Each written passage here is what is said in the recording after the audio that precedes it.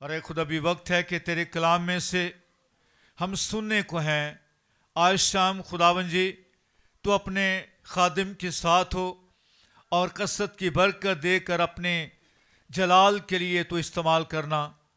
अरे खुदा सुनने वालों पे तेरी बरकत चाहते हैं और तेरा मसा, तेरी हजूरी, तेरी अनॉइंटिंग खुदा तेरे खादम के लिए चाहते हैं। अरे खुदा तुझसे मिन्नत करते हैं आज के कलाम की वसीला से जिंदगियां सराब हों और लोग तौबा नजात के तरफ आएँ।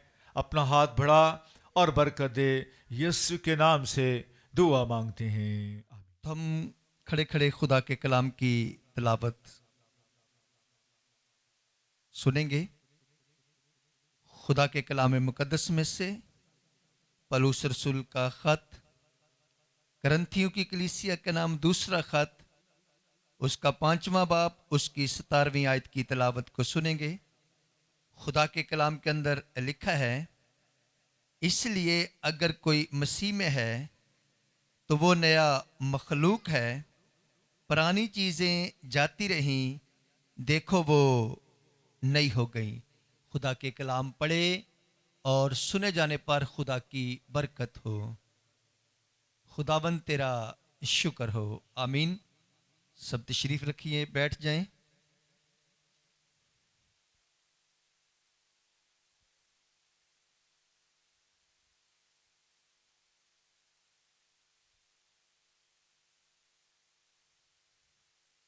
इतवार के रोज हम सब ने मिलकर सीखा था कि ईमानदार की जिंदगी में भलाई, नई जिंदगी, ईमानदार हैं हम, खुदा को कबूल किया है, बपतिस्मा लिया है, तो हम ईमानदार हैं। तो फिर ईमानदार की जिंदगी में कैसे भलाई, हमने उसको सीखा था मिलकर सब ने। कि खुदा के कलाम में से हमने मरकजी आयत ली थी इतवार के रोज अमसाल की किताब में से, कि जो कलाम पर तवज्जो करता है वो भलाई देखेगा। आमीन। तो इतवार के रोज जो हासिल कलाम था वो अमसाल 3 बाब था। 3 बाब की पहली 4 आयत, आज की मरकजी आयत हवाला ये होगा अमसाल 3 बाब, उसकी पहली आयत से लेकर चौथी आयत तक। आज भी मजमून यही है कि ईमानदार की जिंदगी में कैसे भलाई। खुदा के कलाम को सुनेंगे। खुदा के कलाम के अंदर लिखा है, ऐ मेरे बेटे मेरी तालीम को फरामोश न कर, बल्कि तेरा दिल मेरे हुक्मों को माने, क्योंकि तू इनसे उम्र की दराजी और पीरी और सलामती हासिल करेगा। शफकत और सच्चाई तुझसे जुदा ना हूं, तू उनको अपने गले का तौक बनाना और अपने दिल की तख्ती पर लिख लेना। यूं तू खुदा और इंसान की नजर में मकबूलियत और अक्लमंदी हासिल करेगा। आमीन। किस तरह खुदा का कलाम हमें सिखाता है कि ऐ मेरे बेटे मेरी तालीम को फरामोश ना कर, बल्कि तेरा दिल मेरे हुक्मों को माने। जो खुदा कहता है, जब हम वो सब करते जाएंगे तो हमारी जिंदगी में भलाई होगी। भलाई का मतलब है कि सब कुछ अच्छा होगा। आमीन। खुदा का कलाम हमें सिखाता है, तेरा दिल मेरे हुक्मों को माने, क्योंकि तू इनसे उम्र की दराजी और पीरी और सलामती हासिल करेगा। जिंदगी की पीरी, सलामती, उम्र की दराजी हासिल करेगा। जब हम खुदा के कलाम के मुताबिक जिंदगी बसर करेंगे तो क्या होगा? उम्र की दराजी होगी और पीरी और सलामती हासिल करेंगे, यानी कि सब कुछ अच्छा होना शुरू हो जाएगा। आमीन। लिखा है, शफकत और सच्चाई तुझसे जुदा ना हो।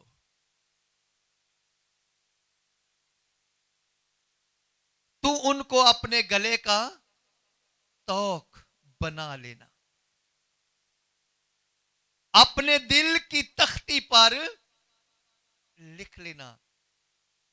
खुदा हमको कहता है कि मेरी बातों को अपने दिल की तख्ती पर लिख लो। फिर क्या होगा?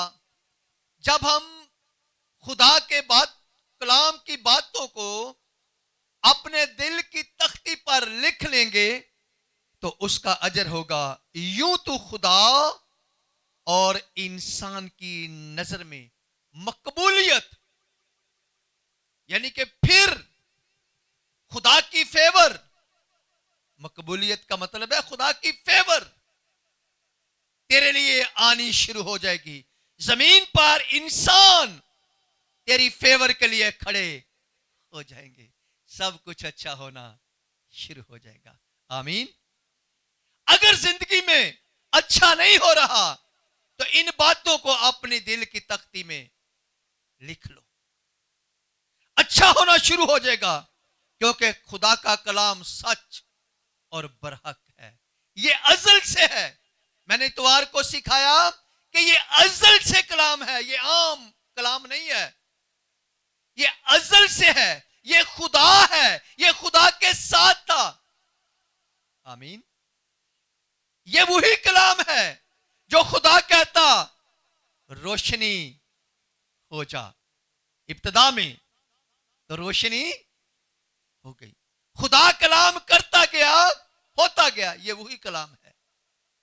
इसको अपने दिल की तख्ती पे लिख ला तो खुदा भी फेवर करेगा और जमीन के लोग भी फेवर के लिए खड़े हो जाएंगे। और फिर क्या होगा? लिखा है कि और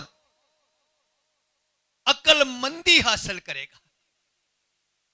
कलाम जो है दानिश सिखाता है, अक्लमंदी सिखाता है। मेरे अजीजों, तेरा दिल कहता है मेरे हुक्मों को माने। खुदावंद यीशु मसीह नए ऐहदनामा में हमें ये बातें कहता हुआ नजर आता है। देखिए मेरे साथ खुदा के कलाम में मुकद्दस में से यूहन्ना रसूल की मार्फत लिखा गया अंजीली बयान, उसका 14वां बाब, उसकी 15वीं आयत को पढ़िए।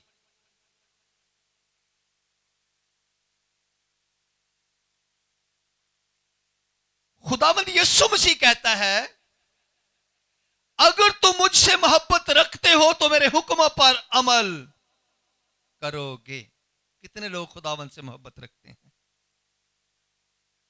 सब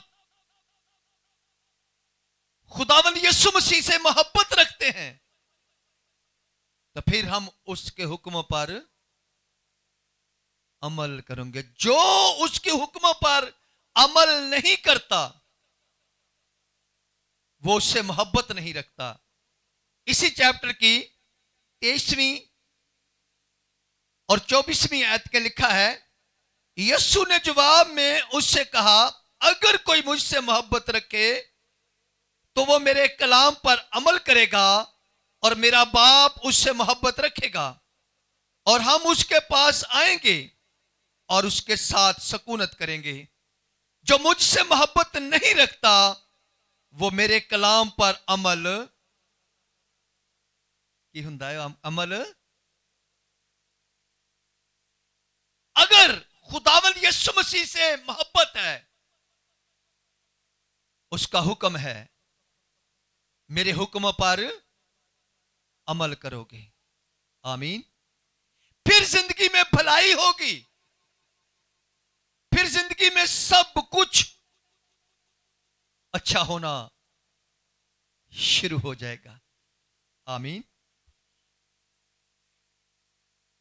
और जो कलाम तुम सुनते हो वो मेरा नहीं बल्कि बाप का है जिसने मुझे भेजा है। ये अजल से है कलाम। यीशु कह रहा है ये मेरा कलाम नहीं है, ये मेरे बाप का कलाम है जिसने मुझे भेजा है। ये अजल से है। आमीन। यीशु कहता है जिसके पास मेरे हुक्म हैं और वह उन पर अमल करता है वही मुझसे मोहब्बत रखता है। इसी चैप्टर की 21वीं आयत। और जो मुझसे मोहब्बत रखता है वो मेरे बाप का प्यारा होगा और मैं उससे मोहब्बत रखूंगा और अपने आप को उस पर जाहिर करूंगा। हालेलुया। कितने लोग यीशु को देखना चाहते हैं? तो फिर ओदियां गल्लां मननियां पैणगियां। जो वो कहता है उसकी बातों पर अमल करना पड़ेगा। जो वो कहता है फिर वो अपने आप को हम पर क्या करेगा? जाहिर करेगा, हमसे मुलाकात करेगा। वो कहता मेरा बाप और मैं दोनों उसके साथ सुकूनत करेंगे। लिखा है कि तेरा दिल मेरे हुक्मों को माने। जब हम उसके हुक्मों को मानेंगे तो खुदा खुश होता है। जब दुनियावी तौर पे बेटा या बेटी मां बाप की बात मानता है तो मां बाप खुश होता है या नहीं होता? होता है ना। कहते हैं कि ये बड़ा ताबेदार है, ये बड़ा मां बाप का वफादार है। अगर यही बात खुदावंद में है, खुदावंद की बात नहीं मानते तो खुदा के हम वफादार नहीं हैं। हम खुदा के वफादार नहीं हैं। अगर हम खुदा की बात मानेंगे तो हम अपने बाप के, आसमानी बाप के वफादार हैं, फर्मा बरदार हैं। ये खुदा का कलाम जो है ये सारा ही खुदा के हुक्म है। आमीन। बाज लोग समझते हैं कि शायद वही 10 हुक्म है जो खुदा ने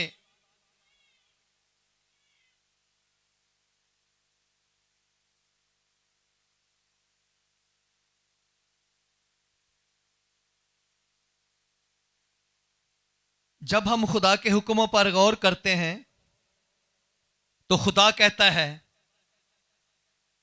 तू अपने पड़ोसी से अपनी मानद मोहब्बत रख, तू अपने मां बाप की इज्जत कर, तू गैर ममूदों की पूजा ना करना। ऐसे ही है। तू सब्बत को पाक मानना। यानी कि वो कहता है कि मेरी बातों पर गौर करना, मेरी बातों को मानना। जो लोग उसकी बातों को मानते हैं खुदा उनको सरबुलंद करता है, सरफराज करता है। यूहन्ना 15 बाब उसकी 10वीं आयत के अंदर लिखा है अगर तुम मेरे हुक्मों पर अमल करोगे तो मेरी मोहब्बत में कायम रहोगे, जैसे मैंने अपने बाप के हुक्मों पर अमल किया और उसकी मोहब्बत में कायम हूं। अगर हम उसके हुक्मों पर अमल करेंगे तो उसकी मोहब्बत में कायम रहेंगे। अगर हम उसके हुक्मों पर अमल नहीं करेंगे तो उसकी मोहब्बत में हम कायम नहीं हैं। आमीन। तो मेरे साथ देखिए एक वाकया खुदा के कलाम में मुकद्दस में से निकालिए। लूका तबीब की मार्फत लिखा गया अंजीली बयान उसका 5वां बाब, 5वें बाब की पहली आयत से लेकर 11वीं आयत तक इस वाकया को स्टडी करते हैं तो खुदा के कलाम में लिखा है, जब भीड़ उस पर गिरी पड़ती थी और खुदा का कलाम सुनती थी और वो गेनसरत की झील के किनारे खड़ा था, तो ऐसा हुआ कि उसने झील के किनारे 2 कश्तियां लगी देखी, लेकिन मछली पकड़ने वाले उन पर से उतरकर जाल धो रहे थे। और उसने उन कश्तियों में से एक पर चढ़कर, जो शमाउन की थी, उससे दरखास्त की कि किनारे से जरा हटा ले चल। और वो बैठकर लोगों को कश्ती पर से तालीम देने लगा। जब कलाम कर चुका तो शमाउन से कहा, गहरे में ले चल और तुम शिकार के लिए जाल डालो।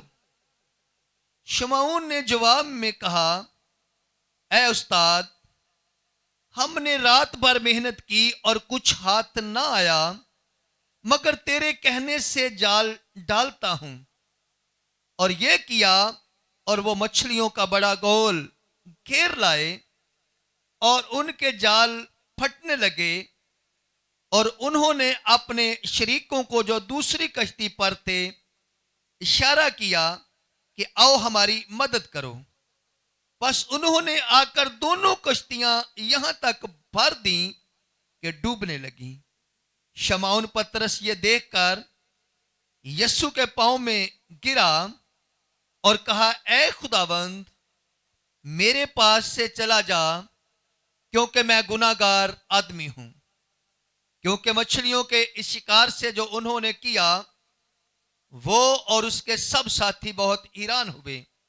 और वैसे ही जब्दी के बेटे यकूब और यूहन्ना भी, जो शमून के शरीक थे, हैरान हुए। यीशु ने शमून से कहा, खौफ ना कर, अब से तू आदमियों का शिकार किया करेगा। वो कश्तियों को किनारे पर ले आए और सब कुछ छोड़कर उसके पीछे हो लिए। आमीन, आमीन। इस वाक्य पर गौर करेंगे थोड़ा वक्त। यीशु मसीह सुबह के वक्त झील के किनारे पर गया है, बहुत बड़ी भीड़ उसके साथ है, भीड़ उस पर गिरी पड़ती है। तो यीशु ने कश्ती लगियां देखी हैं, जो शमून की कश्ती थी उस पर चढ़ गया है। लेकिन लिखा है कि मछलियां पकड़ने वाले जाल धो रहे थे, क्योंकि रात भर वो मछलियां पकड़ते रहे, उनके हाथ कुछ नहीं आया। गौर करें बात पर, पूरी रात मछलियां पकड़ते रहे, कुछ हाथ नहीं आया। यीशु हमारी सारी जरूरतों को जानता है। आमीन। बस यीशु के लिए जोरदार तालियां।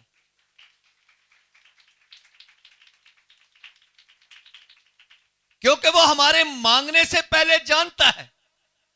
यीशु जानता था कि इन्होंने सारी रात मेहनत की, कुछ हाथ नहीं आया।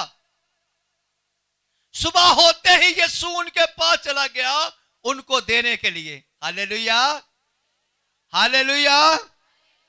दूसरी बात,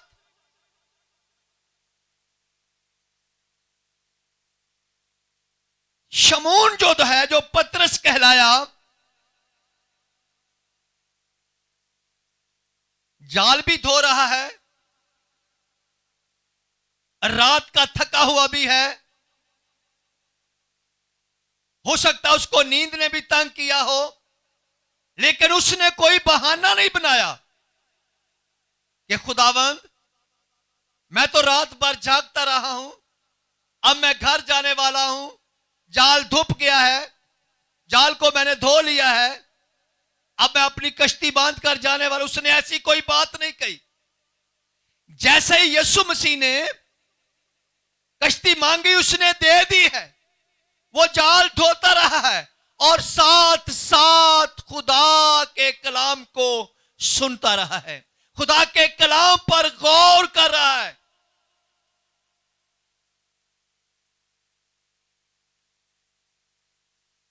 और बात सुने, शमौन जो है फर्स्ट टाइम, पहली बार उसकी यीशु से मुलाकात हुई है। पहले उसकी यीशु से साथ कोई मुलाकात नहीं थी। पहले उसने कभी कलाम नहीं सुना था यीशु का। फर्स्ट टाइम उसने कलाम सुना है यीशु मसीह का।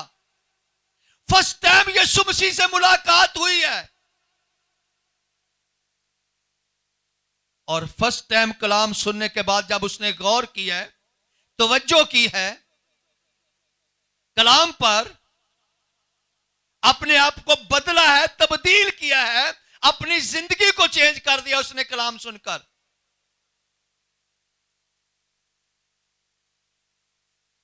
तो यीशु मसीह कलाम के अंदर लिखा है कि जब कलाम सुना चुका, कर चुका, तो उसने कहा, शमौन अब कश्ती को गहरे में ले चल, शिकार के लिए जाल डालो। तो शमौन का क्या जवाब है? शमौन ने जवाब में कहा, ऐ उस्ताद, हमने रात भर मेहनत की और कुछ हाथ ना आया, मगर तेरे कहने से जाल डालता हूं। खुदा की बात मान ली है, खुदा के हुक्म को मान लिया है। आमीन। खुदा के हुक्म को मानना है, खुदा की बात को मानना है। जो खुदा आज हमें कहता है कि तेरा दिल मेरे हुक्मों को माने, मेरी बातें अपने दिल की तख्ती पर लिख ले, यूं तू खुदा और इंसान की नजर में मकबूलियत हासिल करेगा। खुदा भी तेरी फेवर करेगा और जमीन पर रहने वाले लोग तेरी फेवर के लिए खड़े हो जाएंगे जब तू ये बातें अपने दिल की तख्ती पर लिख लेगा। शमौन ने खुदा की बात को मान लिया है। जब शमौन ने खुदा की बात को मान लिया है तो लिखा है कि एक मछलियों का बड़ा गोल घेर लाए। दोनों कश्तियां मछलियों से, हालेलुया, हालेलुया, हालेलुया। देखें, आप शायद इस बात से वाकिफ नहीं है, मछलियां पकड़ने वाले सिर्फ रात को क्यों मछलियां पकड़ते हैं? मछलियां रात को पानी के ऊपर आती हैं, दिन के टाइम वो पानी के ऊपर कभी नहीं आती। मछलियां नीचे चली जाती हैं, लेकिन ये दिन का वक्त है, मछलियां इकट्ठी हो गई हैं, यीशु आया है। हालेलुया, यीशु वहां है। जहां यीशु है वहां हालात बदल जाते हैं। जहां यीशु है सब कुछ चेंज हो जाता है, सब कुछ बदल जाता है। यीशु बदहाली को खुशहाली में बदल देता, यीशु मौत को जिंदगी में बदल देता। यीशु सब कुछ करने में कादर है। वहां यीशु आया है, उनकी दोनों कश्तियां मछलियों से भर गई हैं। क्यों?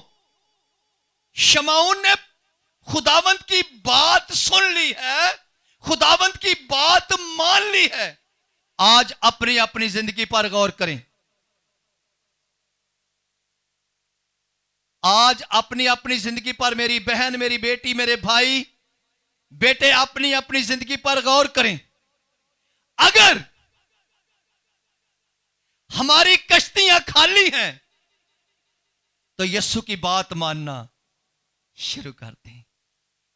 अगर आप नाकस अकल से, नाकस हिम्मत से, नाकस ताकत से, नाकस इल्म से आगे बढ़ना चाहते हैं, नहीं बढ़ रहे, जाल खाली आ रहे हैं, तो यीशु को साथ ले लें, यीशु की बात मान लें, घर भर जाएंगे बरकत नाल।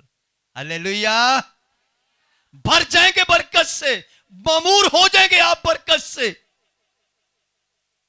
तरह शमौन ने उसकी बात मान ली है। खुदावंद खुद कहता है कि तेरा दिल मेरे हुक्मों को माने। वो कहता है अगर तुम मुझसे मोहब्बत रखते हो तो मेरे हुक्मों को मानो। ऐसा ना हो जो यशाया की बात है पूरी हो। होंठों से तो ये खुदावंद खुदावंद कहते हैं, लेकिन दिल इनके मुझसे, खुदा दिलों पर निगाह करता है। तो शमौन ने दिल से बात मान ली है, क्योंकि खुदा कहां निगाह करता है? दिल पर।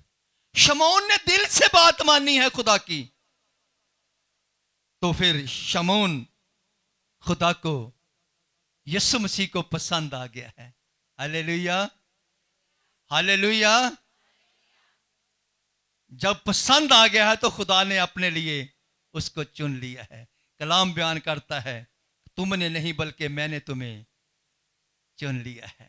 खुदावंत को पसंद आ गया है, उसने अपने लिए उसको चुन लिया है। तो क्या कहता है खुदावंत? जब शमौन पतरस ये देखकर यीशु के पांव में गिरा और कहा, ऐ खुदावंद मेरे पास से चला जा, क्योंकि मैं गुनाहगार आदमी हूं। जब उसने ये शिकार देखा है, इतनी मछलियां, क्योंकि वो कारीगर आदमी था, सारी रात हम इसी जगह पर जाल डालते रहे, जगह भी वही है, पानी भी वही है। इस बड़े मौजज़े को देखकर वो कहता है, खुदावंद मेरे पास से चला जा, मैं बहुत गुनाहगार आदमी हूं। उसने अपने गुनाह का इकरार कर लिया, तौबा कर लिया, तब्दील हो गया, बदल गया। उसने खुदा की बात मान ली है। तो खुदावंद ने फिर कहा,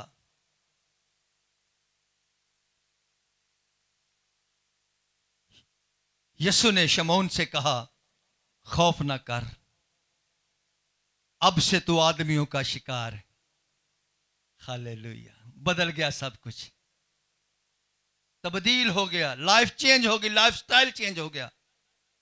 जब मैं और आप भी यीशु की बात मानेंगे तो सब कुछ बदल जाएगा, चेंज हो जाएगा।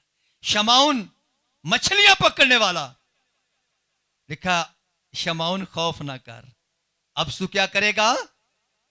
आदमियों का शिकार किया करेगा। वो कश्तियों को किनारे पर ले आए और सब कुछ छोड़कर उसके पीछे हो लिए। आमीन। ये है बात मानना, हुक्म को मानना। सब कुछ छोड़ दिया उन्होंने, सब कुछ जब छोड़ दिया है तो फिर हमें कलाम के अंदर लिखा है,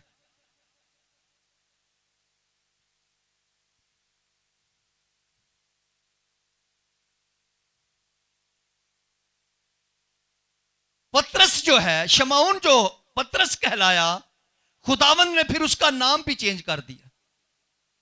पहले क्या नाम था? शमौन। फिर क्या नाम हो गया? पतरस, यानी कि मजबूत चट्टान। खुदा ने क्या कहा था कि तू आज से आदमियों का, अब से तू आदमियों का शिकार किया करेगा। जब हम अमाल 2 बाब उसको स्टडी करते हैं तो वहां हमें मिलता है कि पतरस ने एक दिन ही मुनादी की। अमाल 2 बाब उसकी 38वीं आयत से पढ़ लीजिए घर जाके। उसने एक दिन ही मुनादी की तो 3000 लोगों ने बपतिस्मा लिया, तौबा की। आमीन। वो शमौन जो पतरस कहलाया, एक मछलियां पकड़ने वाला, खुदा की बात को सुना, तवज्जो की, गौर की, उसने मान लिया। वही पतरस हमें फिर मुर्दे जिंदा करता हुआ नजर आता है। Hallelujah, hallelujah. लंगड़े चलाता हुआ नजर आता है। 3 बाब अमाल की किताब के अंदर लिखा है, वो जन्म के लंगड़े को कहता है, सोना चांदी तो मेरे पास है नहीं, जो कुछ मेरे पास है मैं तुझे दिए देता हूं। वही पतरस कहता है, चल फिर उठ जा, यीशु दे ना दे। हालेलुया। कलाम के अंदर लिखा है कि वो लंगड़ा नाचने लगा और कूदने लगा और हैकल में चला गया। आमीन। अगर हम यीशु की बात मानेंगे तो ये बरकत हम भी हासिल कर सकते हैं। आमीन, आमीन। यीशु मसीह वादों का सच्चा है। यीशु मसीह कुदरत वाला है। यीशु मसीह जो है अच्छा रहबर, अच्छा उस्ताद, कामिल खुदा, कामिल इंसान, कामिल रहबर। जब हम उसकी बात मानेंगे तो फिर हम अपनी जिंदगी में कामयाब होंगे। आमीन। पतरस हमें लूका तबीब की मार्फत लिखा गया अंजीली बयान, उसके 18वां बाब खोल लीजिए मेरे साथ।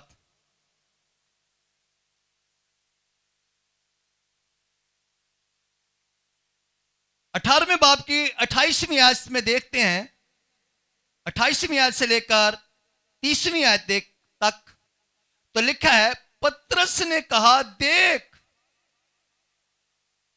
खुदावन से सवाल कर रहा है यीशु मसीह से। पतरस ने कहा, देख, हम तो अपना घर बार छोड़कर तेरे पीछे हो लिए हैं।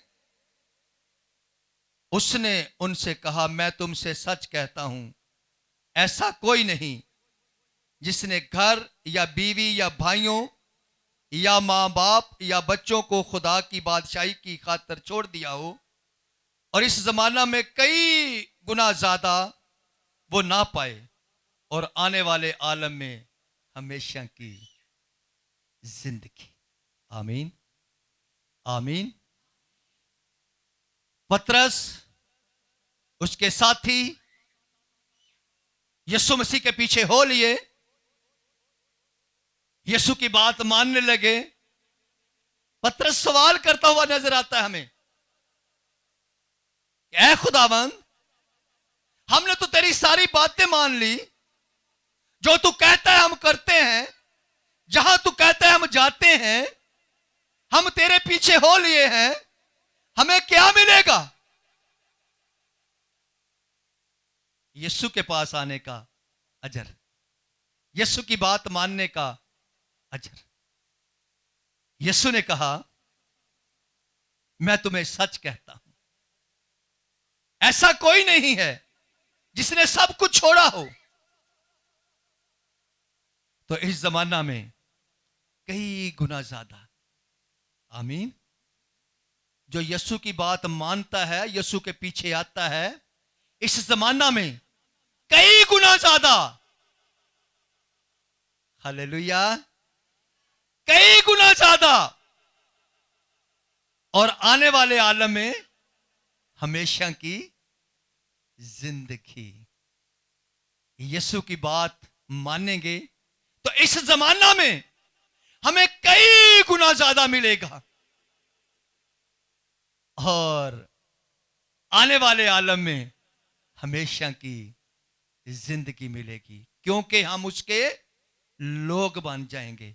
आमीन। उसके लोग बन जाएंगे, उसके साथ जमीन पर रहेंगे।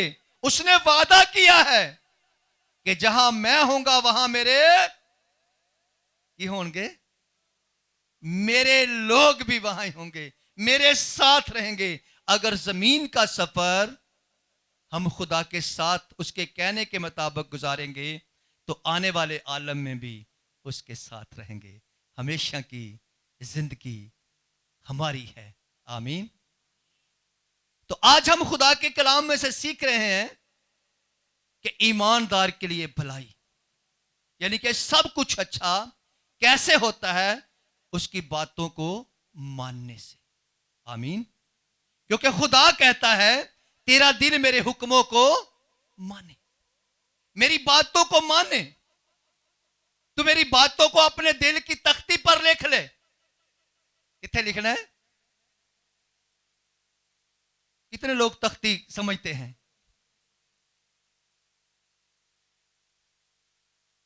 दिल की तख्ती। अब तो वो दुनियावी तौर पे दूसरी तख्ती जब हम स्कूल जाते होते थे तो होती थी। ये तो उस तख्ती की बात नहीं हो रही, ये दिल की तख्ती। कहता लिख ले इसको। जब तू लिख लेगा दिल की तख्ती पर तो कभी भूलेगा नहीं। आमीन। जो दिल में बात होती है कभी नहीं निकलती, कि निकल जाती है? नहीं निकलती ना। भैणों ਨੂੰ बड़ा पता होता है। मेरी भैन ने इन्ने साल हो गए मैनू आ गल कीती सी ते वो कित्थे रड़कदी है? दिल ते रड़कदी है, मेरे निकलती नहीं। वो बातें नहीं रड़कनी चाहिए हमारे दिल पर, क्योंकि हमारे खुदा ने हमें माफ करना सिखाया है।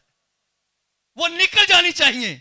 लेकिन ये बातें जो खुदा कहता है दिल की तख्ती पर लिख ले, ये रड़कती रहें, ये दिल में रहें, ताकि हम हमेशा की जिंदगी हासिल करें। आमीन आमीन। एक और हवाला देखेंगे खुदा के कलाम मुकद्दस में से। मत्ती रसूल की मार्फत लिखा गया अंजीली बयान, उसका 19वां बाब, उसकी 27वीं आयत से लेकर 28वीं आयत। 27वीं और 28वीं आयत। जो लोग, मेरी बात को गौर से सुने, ध्यान से सुने, जो लोग खुदा की बात को मानते हैं, उस पर अमल करते हैं, उसके साथ जिंदगी गुजारते हैं, उनको क्या अजर मिलेगा? यह हासिल कलाम भी है।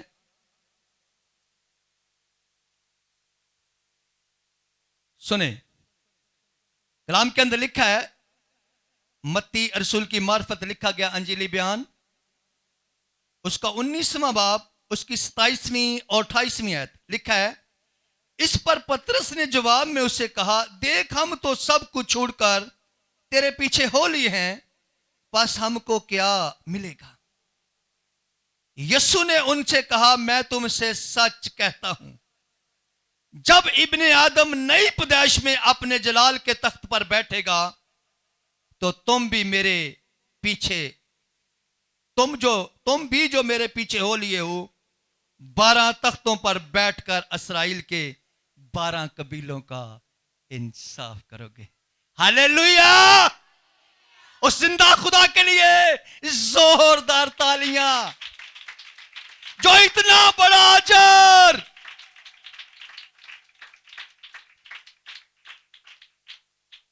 वो कहता है जब तुम मेरी बातें मानते रहोगे, मेरी बातों को अपने दिल की तख्ती पर लिख लोगे, मेरे हुक्मों को तेरा दिल माने, तेरा दिल मेरे हुक्मों को मानता रहे, तू मेरे साथ वफादारी के साथ चलता रहेगा, तो जमीन पर तू वफादारी के साथ चलेगा, तो फिर क्या होगा?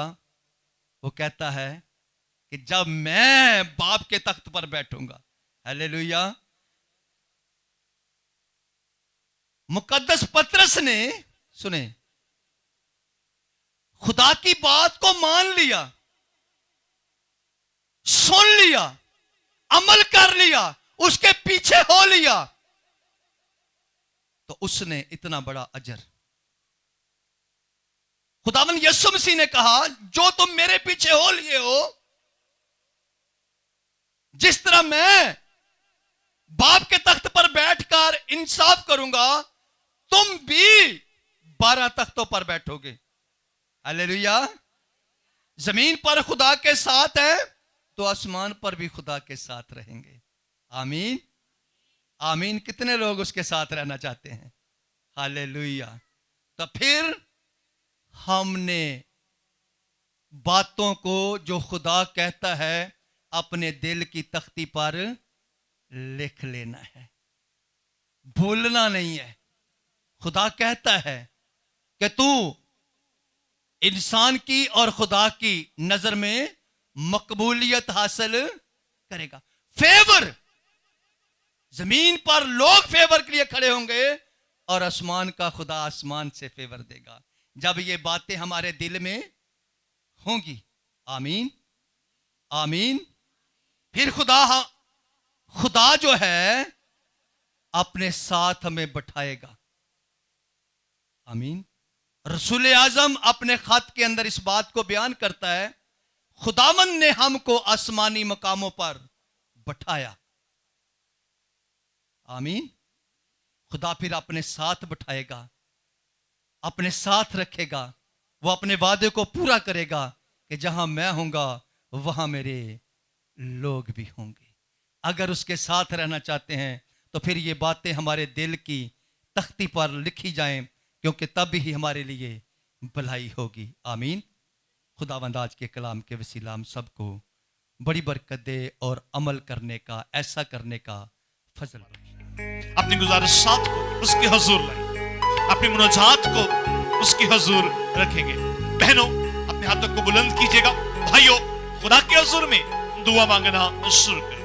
आइए हम खुदा के हुजूर दुआ करें, मांगिए ताकि वो खुदा आप पर अपनी रहमत नासिल फरमाए। हालेलुया।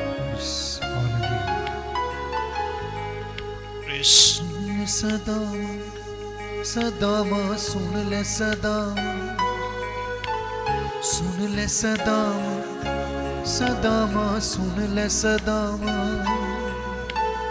रब्बा माफ कर दे, दिल साफ कर दे, रब्बा माफ कर दे, दिल साफ कर दे, हथ अपना वदा के पाक कर दे, रब्बा माफ कर दे, दिल साफ कर दे, रब्बा माफ कर दे, दिल साफ कर दे, हथ अपना वदा के पाक कर दे, रब्बा माफ कर दे। मेरे अजीजों, अपनी खताओं का इकरार करते हुए, अपने गुनाहों का इकरार करते हुए अपने खुदा के हुजूर में आए और कहेंगे, खुदा मैं गुनाहगार हूं, मेरी खताओं को माफ कर और मुझे अपने हुजूर में याद फरमा। रब्बा तेनू मनावा होइया मैं तो खतावा, रब्बा तेनू मनावा होइया मैं तो खतावा, इथों दूर ना हो तू एहो कहंदियां ने सावा, इथों दूर ना हो तू एहो कहंदियां ने सावा, तू आबाद कर दे, तू आजाद कर दे, तू आबाद कर दे, तू आजाद कर दे, हथ अपना वदा के पाक कर दे, रब्बा माफ कर दे, दिल साफ कर दे, रब्बा माफ कर दे। ऐ मेरे अजीजों, उसके कदमों में झुके और कहें, ऐ खुदा हम तेरे कदमों में आते हैं ताकि तू माफ फरमा, क्योंकि कलाम खुदा में लिखा है कि उसके कदमों में झुककर जो भी यीशु नाम से मांगोगे वो तुमको मिल जाएगा। ऐ अजीजों, उसके कदमों में झुके और कहें, तेरे कदमां च रब्बा यीशु नाम विच आवां, तेरे कदमां च रब्बा यीशु नाम विच आवां, यीशु नाम विच रब्बा तेथों मंगा मैं दुआवां, यीशु नाम विच रब्बा तेथों मंगा मैं दुआवां। आमीन। मैनू नवा कर दे, हाथों को बुलंद करके पाक रूह ना भर दे, मैनू नवा कर दे, पाक रू ना पर दे हथे अपना वधा के पाक कर दे रब्बा माफ कर दे दिल साफ कर दे रब्बा माफ कर दे दिल साफ कर दे हथे अपना वधा के पाक कर दे रब्बा माफ कर दे। आइए हम दुआ करें। अजीजों, अब मसबा पर खड़े हुए खादिम के साथ मुत्फिक होंगे और अब दुआ करेंगे।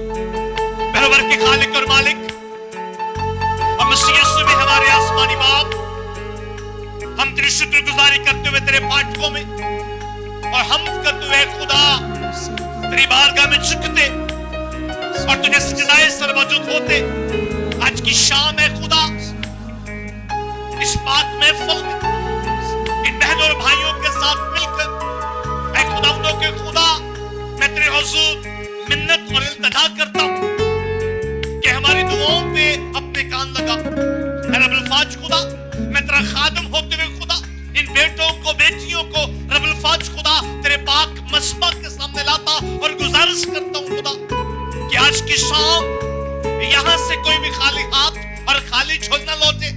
एक एक जिंदगी पर है खुदा, हम तेरी बरकत, तेरी बख्शिश और तेरी सलामती को चाहते हैं और मिन्नत करते हैं खुदा कि तेरे लोग अपने गुनाहगार होने का इकरार करते हुए तेरे हुजूर है। ऐ रब्बुल फाज खुदा, जिस तरह तूने शमौन के लिए खुदा अपने आसमान को खोला, इन बच्चों के वास्ते भी अपने आसमान को खोल और इनकी जिंदगियों में खुदा किसी बात की कमी ना रहे खुदा, और तेरा आसमान इनके वास्ते खुले खुदा। हाथ बढ़ा और हम सबको बड़ी बरकत दे खुदा बाप, खुदा बेटे और खुदाए रूह कुद्स के नाम में, आमीन आमीन। मिलकर बोलेगा आमीन। खुदा आपको बरकत दे, उसकी सलामती हमेशा आप सबों की जिंदगी में जाए। बैठिएगा। जो कुछ आपने खुदा से मांगा, मैं दुआ करूंगा कि खुदा आपको अता फरमाए।